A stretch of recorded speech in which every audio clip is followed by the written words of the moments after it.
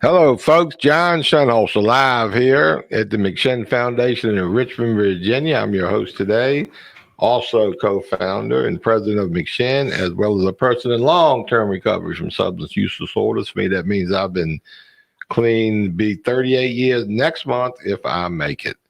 I see we got Honesty, Lisa, and Chip listening in. So, ladies, do not mess up because they will critique you and let you know later how good you sound or how ungood you sounded. Today, we're going to discuss our first 28-day intensive female program that we created here at McShin. It's an authentic peer recovery program run by peers in recovery to help new people come into recovery and get acclimated to recovery. I have Jill, our program director, with us, Chelsea, and Brittany, who are currently in the program at different levels. And we're here to discuss and talk about how awesome that program is and how easy it was to turn your life around and get that stinking thinking out of your brains and start chasing a life of recovery. So let's just go around the room and we'll introduce ourselves. We'll start with you first, Chelsea. All right, my name's Chelsea. I'm from Alexandria, Virginia.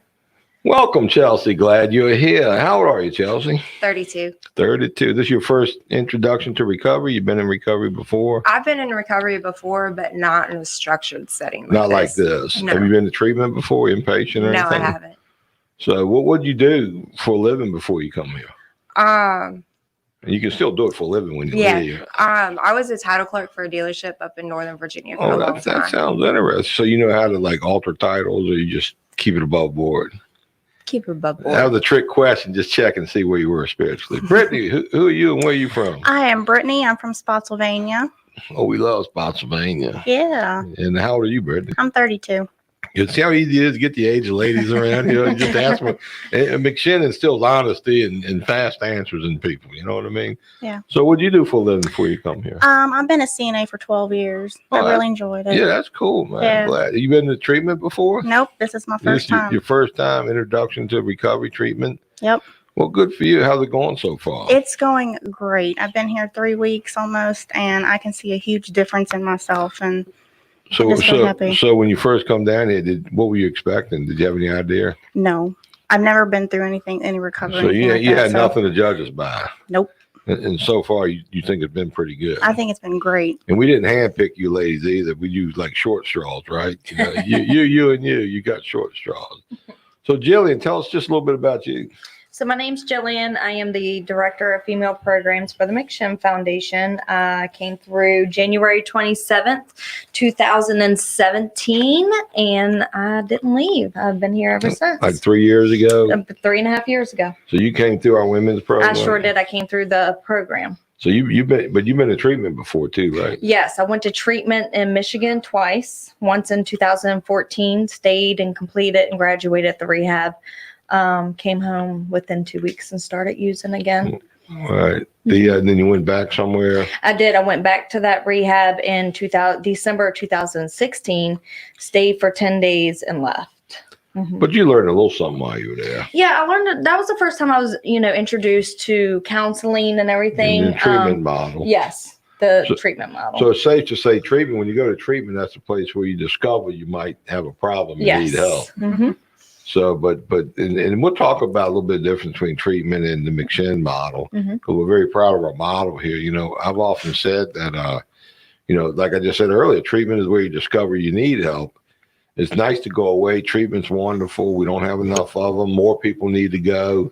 But that's just the beginning of a journey. I mean, treatment, is like the sprint, and recovery is like a marathon, So I think at McShin, we do a good job preparing people for the marathon. So back to you, Chelsea. What's like, you've been here, I think I wrote down 11 days. Yeah. You see a change in your life in 11 days? I've always been a pretty positive person, but I've been able to focus on my recovery more down here. And I've tried other sober living. I've tried, I've done the jail thing, but being down here has been a huge difference. So you mentioned the word focus. You come down here, and I guess all the ladies that come here, hopefully they want to focus on recovery.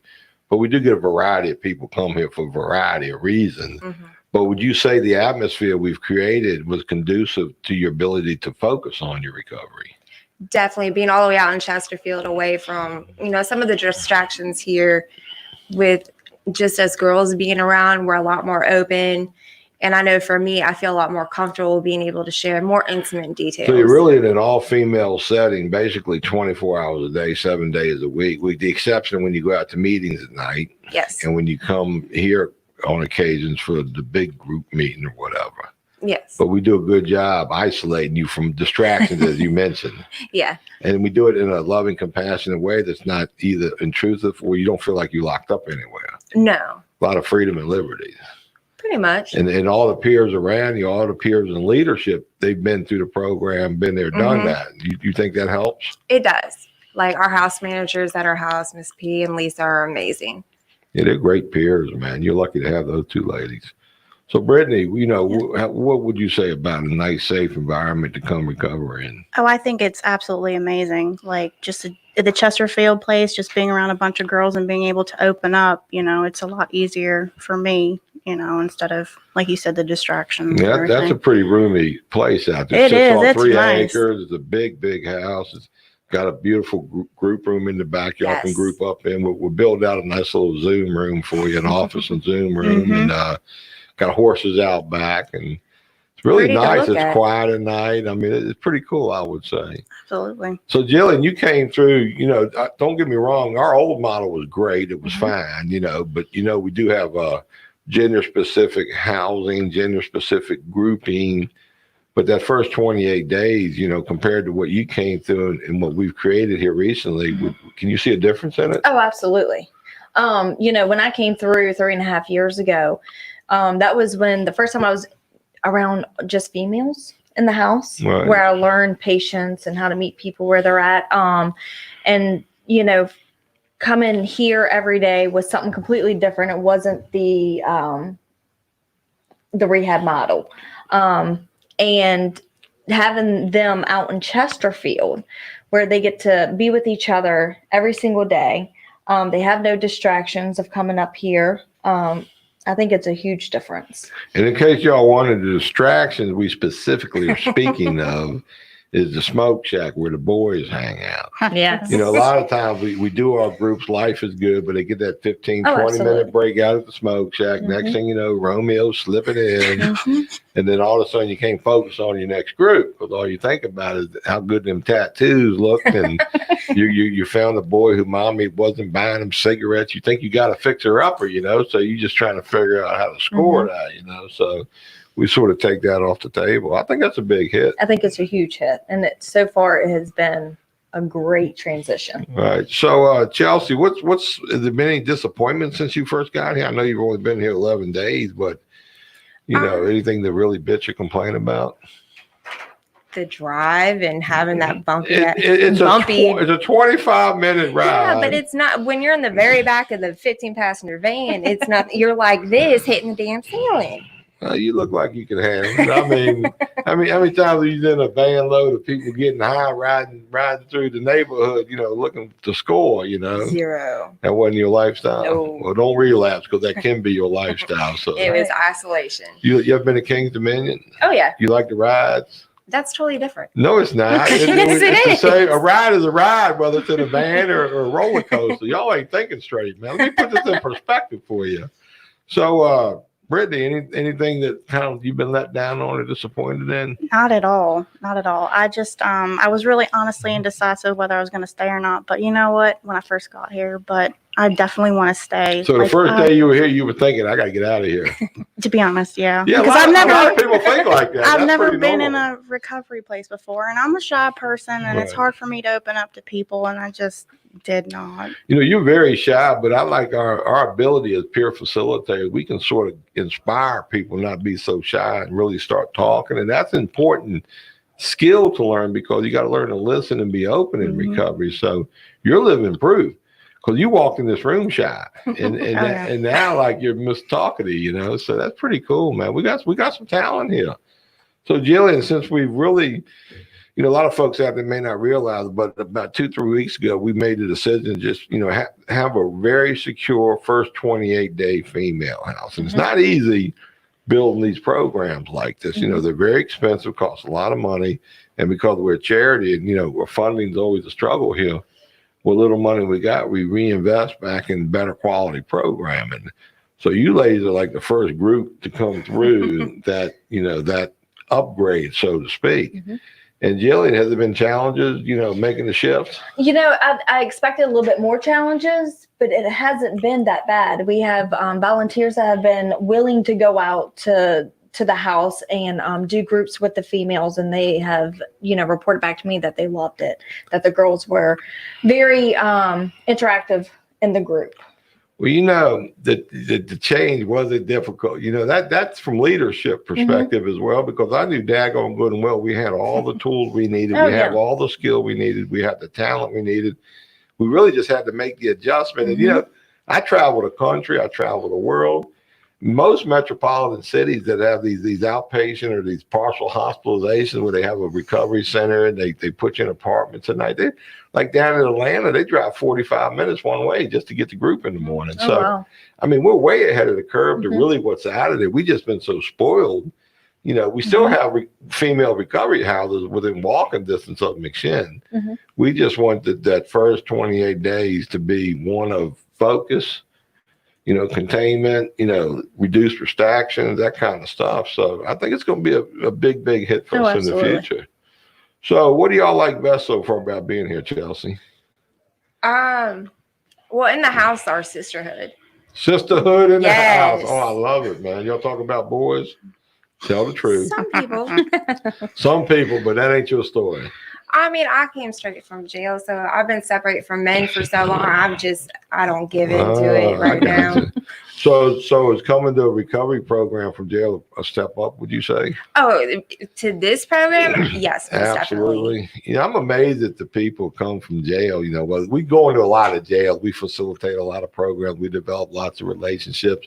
I'm amazed at how honest and open and willing guys and girls are to come to the program. But it's like after a week or two, they look around and they say, man, this sucks. I said, really? Did you forget already where you come from? What is so hard about your own bed that's a real bed? You get your own shower and toilet that's real. You got a refrigerator you can walk to day or night anytime you want. I mean, how bad can it get? Clearly, they never watched that Ken Burns series on the Dust Bowl, So how about you, Brittany? Just having a peace of mind, Peace of mind. Absolutely. Like just being able to go to bed at night, not having to worry about, the next morning how I'm going to, get my next. Get high. What drugs were you doing? I was doing heroin and air duster. Oh, my. So we don't have that problem here, do we? We just got to figure out how we're going to get to the breakfast table. Absolutely. Make sure we get to the first group on time. Yeah. It's a whole lot easier dealing with the peer facilitator than the drug dealer, right? Absolutely. Yes. Oh, you got it, man. I'm loving this conversation. Jillian, anything coming to mind as we're talking? I mean, actually, I'm just looking at these two and like you're just amazed. I am, because Brittany, when she first got here, she's just now coming out of her shell, and she's really, I'm proud of you. Thank Chelsea, you. you're doing great. Hey Dale, how you doing? Welcome to the show.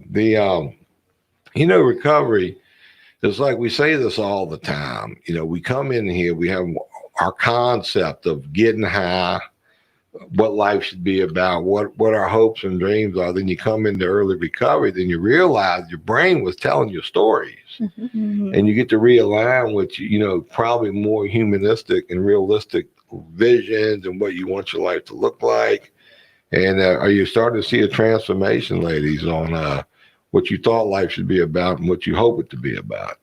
Have any of y'all been able to dial in on that yet? I mean, over the past couple years, I know what I've been, like how my life has been. And when I did have some sobriety under my belt before I relapsed, I had a goal. I saw what I wanted to have, and then I let it slip out my vision. Right. And now I'm quit doing the things that kept you in the game to achieve your goal. And the first thing you lose is your ability to achieve your goal when you pick up. That's important to learn that and teach that. How long were you locked up? This past time, 7 months. And what's the longest you've been locked up? 11. So how many times have you been locked up? 5 in the past 3 years. So you what we would characterize as an experienced addict. you got good quality experience. I mean, I had a good experience, and then I started getting locked up, and it was hard to get back out of it. There you go. It's a What's up, revolving door. Walt? I see you peeking in on the meeting there. Walt's like a creeper, you know. He slips in on these shows, man. Now, Walt's a wonderful guy. Ain't many like him. He's one of the best. I hope y'all meet him. Y'all know Walter? I don't think If so. you don't, you will.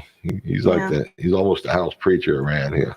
He's got a great sponsor, Jesse, man. Yeah. He's still Oh, wow. working on him though. I look at Jesse sometimes. I say, Jesse, I'm calling your sponsor, man. I don't think you're hearing me. So how about you, Brittany? You know, here you are, fresh new lease on life. You're in this great recovery program. You're coming out of your shell. Mhm. You getting any aha moments as you progress here? I'm just realizing that I am powerless over my addiction. And I just thought that I never really had a problem before until I came here. We never had a problem getting high. It was always coming down when the struggle come in. Yeah. Yeah, we call that unmanageable. Yeah. I love unmanageability. Yeah. So Jillian, back to you. Since you're the director, you got any directions at this point? No, but I can say that, you know, coming to McShin and what, you know, the difference for me was, it was the first time where I was introduced to actual recovery. You know, like I've been authentic Yeah. work, and that authentic piece is extremely important, because when I came here and seen somebody sitting behind a desk, until I got to know that person and that she had been through the program too, just like, you know, my role today, I sit behind that desk, but I also lived in the program house. I also experienced the things that these women experience on a daily basis. So I have the experience that I can help guide them through that too. And, you know, for me, McShin saved my life. And this is where I learned what relationships meant, what recovery meant, and what I want. You know, my first week at McShin, I lost custody of my child. And that was a huge piece. And Don't blame that on McShin. No. That was because you got of my custody past. back because of McShin. Yeah, man. so absolutely. And no, I have a life today because McShin helped guide me in the recovery process. And because of this, I'm a mother to my 5-year-old child today. Yeah. You know, and You did so good. You got another one coming. I do have another. I knew you were going to say that. Yeah, Yes, I buddy. do have another one coming, and we are excited. We're very excited. You and Jeremy been busy. No, That's a good hit quarantine. there. Quarantine. Hey, Chip. Congratulations. Chip, we don't know when we'll find out how Getting It Heard podcast went, so I guess we'll find out soon enough. So, ladies, back to the ladies. This is John. Ladies' Day, the ladies' show today. Anything coming to mind as we're chatting? You know, any added value? I mean, for those that haven't thought about doing actual recovery and going to a treatment facility, if you hear about this place, just do it. I heard about McShin last year, and they were like, it'd be a great stepping stone coming out of jail. So you were in jail before you got out and come here, and you didn't do it. You know, my dear old friend, Miss King up there. But then this time you heard about McShin, you said, you know what? no, I came in going, I told my lawyer, I was like, I want to go to McShin when I'm done with my sentence here. Like, I was only in jail for 2 weeks when I finally got a lawyer. And I was like, this is what I want to do. And she made it happen. So you had a plan. I had a plan. And my parents, they came down to see me on Saturday. They said that this is the most positive and best they've seen me straight out of jail in a long time. Well, you know, Probably ever. it's you know, there's places like McShin all over America, these peer-run recovery community organization, peer-run recovery residences. A lot of treatment centers got a lot of peer that are also counselors, and they help run the treatment centers. And when I went through treatment in 1982, all my counselors were in recovery. So I had that professional relationship, the clinical information, but it was delivered by actual peers in recovery. And that really is a great model right there. So when I was in treatment, we do treatment during the day, and at night we go to 12-step meetings. So it's almost had a built-in continuum of care. Right. So when my treatment was over, I knew where to go. I was already connected, linked in. I already had that hope shot. I already had a vision of hope. I knew how to get it, what to chase. And I think that's so important. And I think we do that so good here.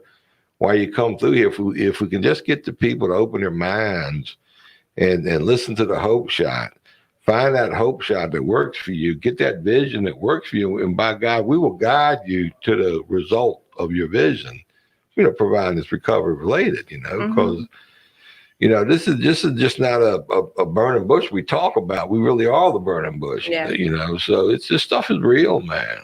I'm excited for all y'all, actually. Even Jillian, I know what it's like to be 3 years clean. And I can only imagine working in this space at 3 years clean with the ability to be so engaged in service and actually do it as a career. Yeah. I mean, the benefit's going to be tremendous, I suspect, down the road. And I'm very proud of the authenticity we're able to provide here and the participatory process that we've put together, and honesty helps shape how to enunciate that word, because it's not easy for me to enunciate words. Hey, Nathan, how you doing, buddy? Out on the road, I see. Yeah, we know we helped you find a new way, man. I remember you coming down here from Warrenton. You did a little time up in Faulkner, and now look at you on top of the world. Sarah piping in. Me too. As in you're pregnant, Sarah, or just me too, as in it's a great way of life. Jillian like that. So, Brittany, now that you're out of your shell, and you're no longer shell shy, what's up? Well, I was actually in RSW Regional Jail, and Cricket and Miss D were coming in. Oh, you was up there? I was. Oh. And I was also in another jail, but I'm going to tell you what, like, having that program in that jail was absolutely phenomenal, and I'm so grateful, and I think every jail should have that program. That's like such a no-brainer. Yeah, I mean, if most of our jails are full of addicts and alcoholics, and most addicts have underlying traumas. And probably the worst thing you can do to somebody with trauma is put them in the most traumatic environment on earth, which jail and prison is a very traumatic environment. So to me, that's like the best time to engage people, give them the hope shot, treat them like human beings, the best you can, because the jail ain't going to let you treat them but so good. So let me see what Leslie's saying here. When I first got there, I was happy because I decided to come to McShin from jail. I had a lot to learn. Talene, I was a house leader, loved it, but learned as the new ladies moved in, so did new possibilities. I found out it wasn't easy trying to help others while we were still new in recovery. We still have addict behavior. Yes, we do, Leslie. A lot of addict behavior out there. I had a couple running with Jill. Who doesn't have a couple running with Jill? If you ain't running in with Jill, she ain't doing a job. But I came to appreciate and respect her so much. I love just being around the ladies. McShin is and always will be my happy place. I truly miss it. Well, Leslie, you know where we're at. Come on down, check us out. Drop in. I imagine you're in the area. We'd love to have you. You can be a guest speaker out at the house. We love it when alumni drop back through and do some guest talking. And we love it when they develop relationships and help be part of people's support group. I mean, that's part of what we're about. We building community, recovering community. Recovery is the new high. It is. You know what I mean? We get a lot of gang members. I say, look, join the recovery gang, man. Join a gang full of love and whatnot. Hey, Dixie, that's right. Hey, Dixie. Boy, this is starting to look like Ladies' Day today, man. I see it. On the viewership as well as here at the table. So what are we thinking, ladies? I had a chance to actually meet Dixie, and she's an amazing Oh, she is woman. the bomb, man. She's just incredible. We love Dixie, man. She might have to change her name though, man. she went out and did a group the first week. She did. How was the group? Was you and your group, you ladies? Yeah. How'd she do? She was awesome. Scale of 1 to 10, 10 being good. 100. 10. 10, 100. Hey, Dixie, I think Chelsea likes you, man. I liked her energy. Well, no, I really liked her energy. And she got energy on her. Yeah. It's like the energy out of Bunny, and it's like man. she didn't try to sugarcoat anything. No, Dixie is not a sugarcoater, man. She's almost a female version of John S., man.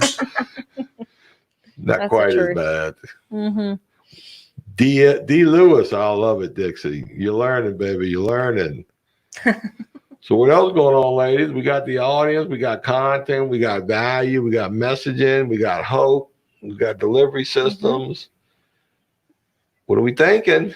Dead time ain't good. Well, I'm thinking, we could definitely use more volunteers to go out and do groups. Mhm. Absolutely. Yeah. Different, Yeah. I think different faces going in there. Well, I always enjoyed guest speakers and whatnot. Absolutely. You know. So I think that's a huge thing is to get more. The old regular facilitators, they get a little old, don't they? A little stale, man. Yeah. So who the bad ones over there? You speak freely. No. None of them. No. They're over That's here good. shaking their head like, not me, man. I didn't do it. Y'all lie, man. Tammy does a group every morning. How y'all like Tammy? I love Tammy. We love Tammy. I bet you, Brittany. Oh, I love Tammy. Tammy's the bomb. She calls it like she sees it. so. Exactly. Yes, she does, man. And if she see, I ain't even gonna get started. Tammy's great. We like to get her a little more often. Mm-hmm.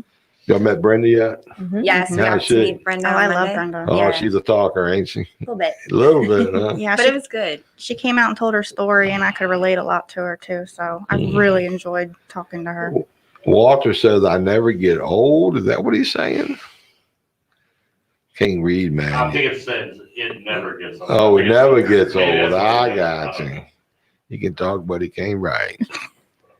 So here's a great hit for everybody out there. If you're an addict, you need recovery. If you're a family member, you need to get recovery for a loved one. There is a lot of ways to find recovery. You know, wherever you're at, I'm sure there's a recovering community. I'm sure there's people in recovery. You know, if you can tap into that resource in your community, then you can probably get the next right set of instructions. You know, family members, I always encourage them to get educated. You know, there's nothing more powerful than an educated family member. You know, the ultimate weapon against the disease of addiction is another recovering addict. It is.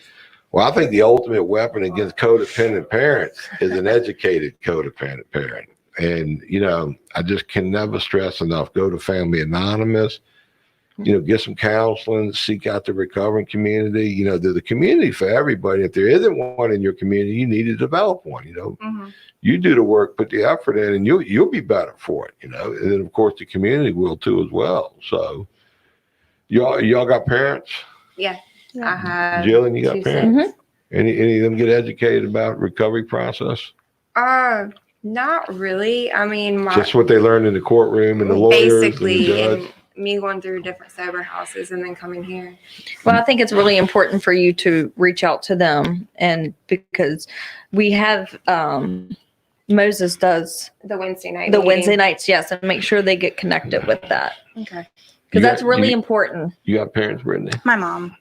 She So- get involved with any type of recovery or No, but she's education? gotten a lot more supportive. Like she just didn't understand, and when I, try to explain it to her and stuff like that. So. Now, try to also explain to parents too. They need to really hear this part. You know, everybody that, whether they come here, treatment, drug court, jail, whatever, you know, for whatever reason, you know, not everybody makes it. You know, there's a lot of relapse, there's a lot of pain, a lot of drama.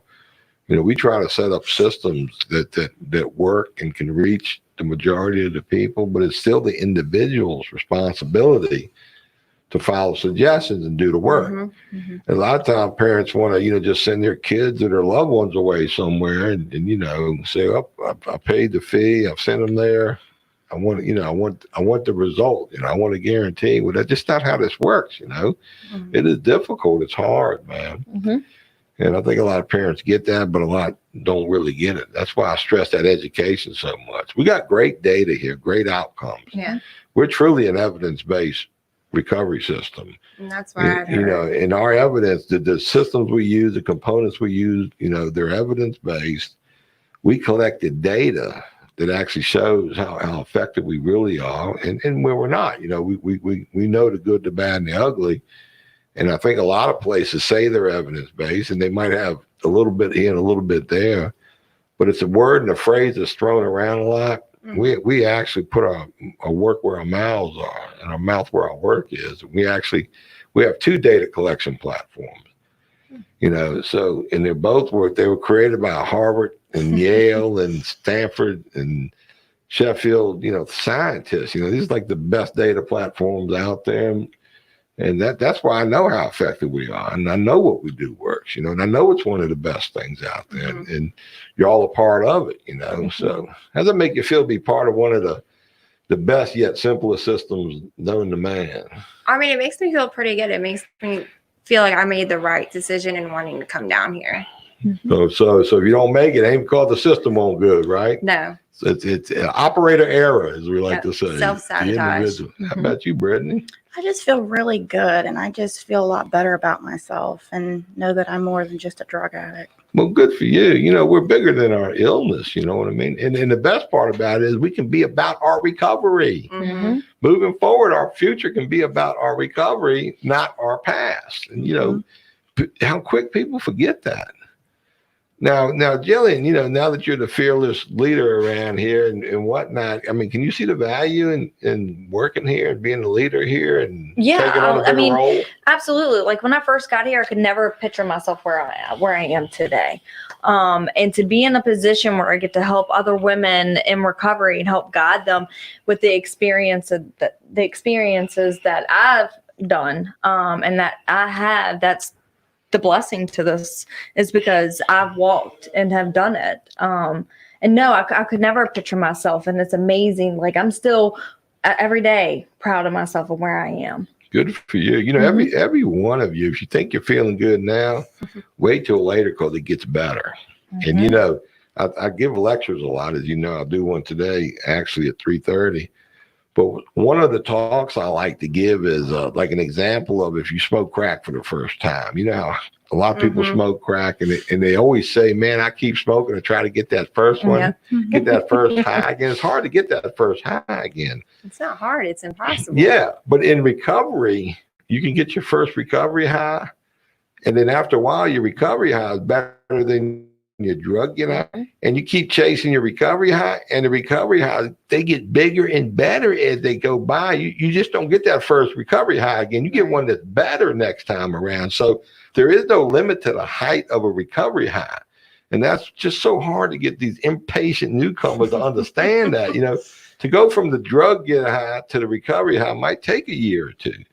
But once you get into the habit of getting that recovery high, they get bigger, better, and better, and they come more often. And if they don't, it's usually shortcoming related by the operator error. So it's amazing the truth that you can learn around here. You know what I mean? So, information, intel is important. We can give you all the tools in the world, but it's still up to you to apply to utilize them, hang in there, wait for the benefit. And I love it when people contact me and say, man, John, I started getting my recovery high, and then I realized it was greater than my drug get high. And then you were right, because the recovery highs get better and bigger and better. Yeah. Then, of course, you can go through some shit in life and, you start all over with the recovery high, but it's awesome. What are we thinking, Jillian? Well, I was just sitting here thinking, even with the coronavirus and everything that's going on, and for me, at the beginning was a little bit of a struggle of not going to in-person meetings and doing Zoom meetings. That was completely different for me. And I did it because I saw everybody else doing it. At first I didn't want to do it. It was uncomfortable, but I did it. So I was really excited when the meeting started being in person again. So y'all can experience that, because for a while there, when everybody had to do meetings over Zoom, there wasn't that personal connection. So I'm really, really grateful that the meetings are back open. Well, recovery thrives in personal connection. The disease will thrive in isolation. So isolation is terrible for recovery. It's terrible for addicts. And we're fortunate that our houses have what I call herd immunity. We're all herded up in the same houses. We're all herded up in the same space over here. And we've been very fortunate, very blessed that we haven't got a case of virus in our agency. I can't imagine us not getting an outbreak. I don't know how we've avoided it this long, to be honest with you. But the connection is critical. We're a population that we face with life and death every day, anyways. And a lot of the newcomers, they ripping and running. They in and out of jail. They're in and out of the streets. They're not thinking COVID. You know what I mean? And when they come here, it's hard for them to even comprehend that there's anything outside their own little selfish, self-centered world or bubble. You know what I mean? Absolutely. And the last thing they want to do is care about other people. That's just the Right. nature of, addiction and early recovery. So COVID has made our job a lot harder, but I think we've risen pretty good I to think the we've done a great challenges. job. I'm really Mhm. proud of the staff, the board, the agency, the participants. I can't imagine us doing any better, man. So what are we thinking, ladies? Brittany, back to you, the talkative one. I'm just really just grateful for being here. I can't stress that enough. Nothing but good things have been happening since I've been here. Good. So. Well, every Friday we're doing an evaluation. It's an anonymous evaluation. So all the ladies in the house, each Friday you do this anonymous evaluation. We crunch the data on the evaluation. What are we doing right? What are we doing wrong? What's legit? What isn't legit? Because you ladies will make up some shit that ain't really legit. You know what I mean? No. We want more shower time or whatever. So, thoughts, ladies? So go through your day there at Chesterfield That's House. a great idea. Yeah, just kind of go through your day, starting from when you wake up and what's the process throughout the whole day there. Well, at 8:30 in the morning, we have meditation with our house leaders. So you jump up at 8:29 and run out to the meditation room. No, I've been getting up pretty early, actually. We Like wake up between like 7. 7 Yeah, I've been thirty. 7, So y'all 7:30. get up nice and early and Yeah. easy. You drink coffee. And have our own little our time before meditation. There you go. Shoot the shit. Get to know things and people. And eat a little breakfast maybe or whatever. Mm-hmm. So 8:30 you show up for meditation. I just wanted to let the listeners know that the day don't start at 8:30. Oh, The day no, it starts when you doesn't. roll up No. out of the rack. We wake up at 7:30 Right. so that we can be ready by 8:30. Right. And then Let me ask a quick question. I know how ladies like to spend a lot of time, primping and prepping and looking good for the day and whatnot, but we don't have to worry about really how we look, No. do we? no. So we spare you a lot of that aggravation. Is that a plus? I mean, yes, but Like, you what am I got gonna wear? Who's well, think got some about it this rouge? way. We have 12 women. Well, our house could hold 12 women. We only have 2 bathrooms. So No, you don't. yes, we do. Bullshit. I count 4 on my hand right now. They At all the working? Chesterfield house, we have 2. No Yeah. way. We have Yes. We have Where the, did you get 4 from? Or 3? Ain't there 3 out No. there? There's No. 2. Are One you in the sure? back and one in the in the hallway. hallway. And there's not 3 out there? No, sir. I'm shocked. I mean, I live there. Well, you get 6 beds per bathroom. That's Yeah. that's the NAR standard. But that's so. the beginning of me living at the program house. Then was I had to learn. Okay, if I wanted a early shower in the morning, what Right. time to get up to make Mhm. sure I had hot water. Right. That's where my Yeah, I thought structure we had began. 3 out there, but No, good Mhm. Lord. We don't have to worry about hot water. We literally never run out of hot water. Well, that's amazing. That's a plus. All right, 8:30 group. Then what? So we do meditation from 8:30 to 9. Mm-hmm. And we have a 15-minute break. And then Gotta have a break from meditating. That burns up a lot Well, of some- energy. it can work up some What does the emotions. meditation look like? So we read from Just for Today. Mhm. And then we do a feelings check. And if we have anything to say about the meditation that day, we just, it's kind of like a mini meeting, Okay. basically. In the So a morning. head check. Where you at? Where your Yeah. head's at, your heart, your soul, what's Mhm. going on. And you can identify some problems in people at that point in time. Right. Which is very rare, right? We're a problemless group of people. Yes. So then you got Yes. groups. What do the groups look like? Well, we have Pathway to Recovery for our first group. That's an hour long. And then we get a break again. What does that mean? Pathway to recovery. They just talk about what kind of recovery, like clinical, non-clinical, self-managed recovery. We talk about NA meetings, AA meetings. MAT, Suboxone, Mhm. methadone, Mhm. refuge, all the different stuff out there. Yeah. Yeah. Find one that works for you. Mhm. And then- Talking therapy, just mental health medications. right. Are y'all on medication? Anybody? I am. What are you on? I take triliptol for my bipolar, trazodone for my nightmares, and then clonidine and Cymbalta. So you have an attending physician around here somewhere then? Not yet. Not yet. You need to get one. Yes. Mhm. And we're able to provide you with one. Mhm. So you're not worried about that. No, I'm not. Because All right. What about you, Brittany? Yeah, I'm on medicine for bipolar. So Good Lord, we get the bipolar girls today. cray cray. Well, I'll be honest with you. I'm an expert. instant detection on bipolar women, and neither one of you even crossed my mind you might be bipolar. So, I've been medicated for a long time. Yeah. so something's working, So y'all strike me as pretty normal ladies, actually. So Well, you can ask Brittany. My first few days here, I'm a totally different You were person. very manic. I had forgotten my medication up north. don't want to do that. Nope, it was a bad idea. Always consequences. Mm-hmm. So the morning group pathways, then what's up? Spiritual principles for another hour, and they're both with Tammy. Spiritual principles at the ladies' house? Is that possible? Yes, That was it a is. trick question. I was just joking on you, girl. Y'all should have picked up on that. I'll get some hate mail for that. So what do you think of spiritual principles?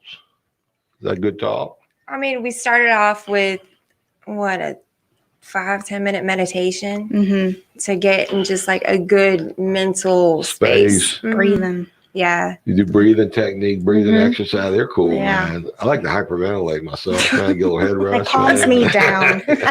No, we like the 14. I like it when rest I per black out, then I get up and do it again. Oh, it's so good. I love breathing. Oh Lord. And then what's after the breathing exercise? We sit down and really talk about Issues. issues, Well, that but could take a while. There's I enough time in know. the day for that. No, Ladies there's and not. issues. I mean, timing. Come on. but I'm just like playing with you, girls. well, the recovery 101 kind of mixes in and it feeds into the spiritual principles. So what we start out with in the morning, like we'll have a topic like, who am I? Where am I at now? What do I need? And we try, or Tammy That's good combines right there. all of Where it. you're at. What do Yeah. you need? What do you don't have? What do you got? I love that. It's like an old war movie. Resupply. What do you got? What do you Right. need? Let me get a sit rep. I love it. And then from 12 to 1. So from 11:30 to 12, we have lunch. Mm-hmm. Quick lunch. Then 12 to 1, we have a group or a video. Mm-hmm. Okay. Then we have another quick lunch. Oh, 2 lunches. That ain't good, man. Oh no. That's the only bad thing about being in that house is eating so much. You eat a lot. Yeah. Well, y'all should walk around and exercise. Do y'all exercise? We walk around a little We circle. talk about it. Yeah, we talk about it. But you can exercise if you want. Oh, yeah. Jillian, we need to have I a know. designated exercise. We have PE 3 days a I was week. just thinking that. Well, we had Kelly come out last Saturday and did yoga with us. Yoga ain't PE. 2 different Well, you things, know what? man. I love Hey, it. we gotta start small. Hey, we can run them up to the park up there. We go to the park. We do the little 3-mile walk around the park, man. We're gonna up our exercise game. I Thank did that you, ladies. 3-mile walk. We're my first exposing a week. weakness here in the program. Not enough exercise. Mhm. No. No, we have it, and we walk around the property. I mean, as much as we can. It's 3 acres. You walk around it 2-3 times. That's a mile I mean, if I gotta figure out how to get around the horse paddock. on the outside. You walk around the fence line just like the Cowboys did. Ain't hard to figure out. Think like a man sometimes. And then y'all have 2 groups after that. We have. So yesterday we had a trauma group at 2:00, which was new. So Yeah, that was nice. yeah. So we were just really getting to know the facilitator and talked a little bit about our traumas and what we've done to help us with our traumas. Would you say most people have trauma, underlying trauma there? Y'all get to talk about that a little more, a little openly. That's good. That's another plus for being, that first 28 days. You can really share some serious stuff and not worry about.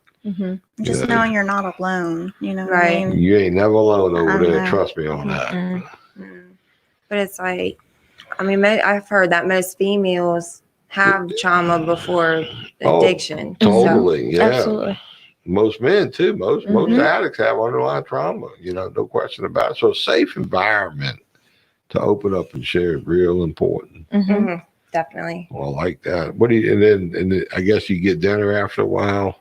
Well, then at 3:30 we have the alumni. They come in and tell their stories. And So we usually get alumni swinging up in there and telling how good it's going to be if you stay with it, Right. what not to do. They tell you about which boys to stay away from. No, No. because I They think will. all the guys that they knew that were in here are gone now. Probably. So They had Erin come in yesterday, so yeah. tell her story. Oh boy, you got married, didn't you? She gonna She's get married. in October. Halloween. Well, I tell all you ladies the same thing. You see a guy you think you like, let me know who it is, and I'll teach you how to do a background check, research financial status, and how to do financial report. And then most important, see who's supporting him. Mm-hmm. Because he's probably looking for somebody else to support him. So I'm embarrassed to support myself. well, you want to set yourself up to succeed, not fail. So Yeah, I'm pretty good at that. I'm a good identifier of bullshit. So. Hey, John, honesty to ask, do any of the women have children? Any of y'all got children? Yes, I have 2. Good for you. You got 2. So we got 4 kids between and 5 counting Jillian and 6 counting me. Yeah, we got 6 kids between us. We've been busy. Tell a little bit, Brittany, about your situation if you want to. I'm kind of going through some stuff right now with my cousin. She has custody of my kids. When my husband passed away, I kind of had a mental breakdown. And she has custody right now, and she's like forcing adoption kind of on me right now. So Because of your addiction. Because of that, yeah, and just making me feel really bad about not doing it. And so Well, how long have you been you've been in addiction for a while? For about 4 years. And this is your cousin? Is she a good protector, a good, what do they call her? She's pretty good. Yeah, I mean, she's great with them. It's just that's not something. So the reality is your active addiction was detrimental to your kids. Your cousin stepped up and took over. Yeah. And, now that you're getting your head right, you want to put the brakes on losing your kids. Well, that's very normal. Nothing wrong with that. That's actually a very good sign. You're thinking right. Right. So my suggestion is just stay the course, be patient. I've never, ever yet seen it where if an individual didn't get their life straight and stay out of trouble, stay clean, they had the best relationship with their kids. So, some of those pathways look a little bit different. So just keep an open mind. Your kids are safe. They're with a good protector. You don't need to worry about that right now. You worry about you staying the course with your recovery. Right. And I promise you, them kids, they're going to go where the love is.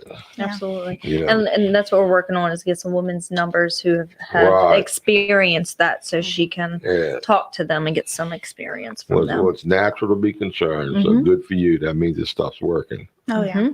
How your kids, Chelsea? My kids are good. My 10-year-old lives with my mom. He's been through a lot between my addiction, my active addiction, and being on the run. And he had his dad pass away a few years ago. So how old are your children? My son's 10, and then I have a daughter that will be 2 in November. And you've been ripping around in a while too. Quite a few years. So I've always said you get the parents straight, you get mom and dad clean. We can reduce our foster care capacity by 50% if you just get the parents straight. I can see so that. A lot of people don't realize that when people get clean, they get their kids back.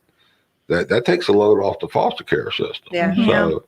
So there's a lot of discussion about foster care, but I think it begins with the parents. So you ladies will have an opportunity to be what it is I'm talking about, and I'm sure it'll happen. So, like I said, I've never seen a recovery person yet didn't get their life straight. Kids don't follow. Right. Absolutely. And like I said, when my first week here at McShin, they took me to court, and I lost custody of my daughter. And 3 months later, after I left McShin and went home, we went back to court, and I had talked to other women in recovery, and they gave me some suggestions. And so when I went back to court, I told them, right now to hold myself accountable, I would like for him to have full custody right now. Right. Now, take it today, I can go and get joint custody because I have I have been clean and I've done the right next thing. But you still with the same father. I am. I am. So, and he trusts you so much. You got another child. I know, right? Yeah. So, and when we were talking about families getting involved, I would like to say, he's been with me for 10 years through my addiction. He's not an addict. And the most important thing is when I came through McShin was he got involved finally. And we went to counseling with Moses together and separately. And that I truly feel because he got involved in my recovery this time. He has a huge understanding of what I was going through and what I was going through at that moment. And that's why we're able to. And there ain't no other woman out there he'd rather have looking after y'all child than you. Oh, no. See how that worked out, man? So that can be, that's your hope shot right there, It ladies. is. Now, It's Chelsea, possible. got to pay attention now. I mean, you know, these kids' future depends on our recovery. And I actually went today to enroll my daughter into kindergarten, which is a huge step, you know, because I'm a mom today. You know, we're surrounded by success stories because honestly, just, you know. Honestly, she has an amazing story. Yeah, I mean, you know, I've seen so many women and men, you know, they come in here, you know, in addiction, you know, and they're not good parents, you know, but when they get recovery, they become great parents. They can become so good, they get more kids, you know what I mean? So, you know, that's a big hit for society. They need to see that, know it. And I always say, you know, share that stuff. Talk about your recovery. Be proud of your recovery. You know, I don't necessarily like to brag or talk about my addiction. I'm not proud of some of the things I did, but since I've been in recovery, you damn right I'm proud of the work I put in and whatnot. You know, and I'm not saying that arrogantly. I say that humbly, but I couldn't have done it without other people, you know, to pave the road for me. So, and the best way I can really display and exercise my gratitude is through my actions. You know, that's why service work is so important for us. You know, find out whatever little bit of service works for you. And that's, you put some energy into that. You get a benefit unbelievable. You know, it's all about service work. We are a service-oriented, you know, organization here. You know, we're all about the service, man. Y'all got any ideas on some service? I help out with other people's chores at the house right That's now. a start. You do some chores. I started with, you know, cleaning up meeting rooms and washing ashtrays and coffee cups and stuff like that and whatnot. Making your bed every morning. I actually feel better about that. You do? Yeah, because at home I was just like, whatever. But it's like when I make my bed or something, it's just a simple, you know, The simple little thing. Just I did that. Exactly. It takes me a lot longer to want to get back into it because it's like, damn, I gotta make it again so it looks good again. Hey, Debbie, see you tuning in there briefly. Let me tell you about making bed, ladies. Can you bounce a quarter off your bed when you make it? With my sheets, yeah. No. When you make a bed, you can take a quarter and bounce it on He's your military. Military, excuse me. I'm a Marine, man. Sorry. Military can't bounce a quarter. Tied in the Navy could never bounce a quarter off his butt. When I was in the Army, I could bounce a quarter. Oh, yes, I could. No, you could. Only Marines can do it, man. Don't start that shit, man. But since I've been out of the Marine Corps, I might have made my bed 3 times. Actually, I'm a housekeeper for that. Hell no, man. I throw the covers over. I just pull them back over, man. But the housekeeper comes in every week and changes them out and whatnot. I pay good money for that. One of my perks and benefits of life. Recovery. I like to cut my own grass. It's kind of weird, you know, but I don't want to make my bed. I made Brittany coffee this morning to wake. I was like, "You want a cup of coffee?" I know. She's so like, sweet. "Oh, you're so sweet." Oh, so sweet. Building relationships. Yeah, for the first time. Oh boy. With other women. With other women. Yes. So what are we thinking, ladies? We got a few minutes left. Anything you want to throw out there?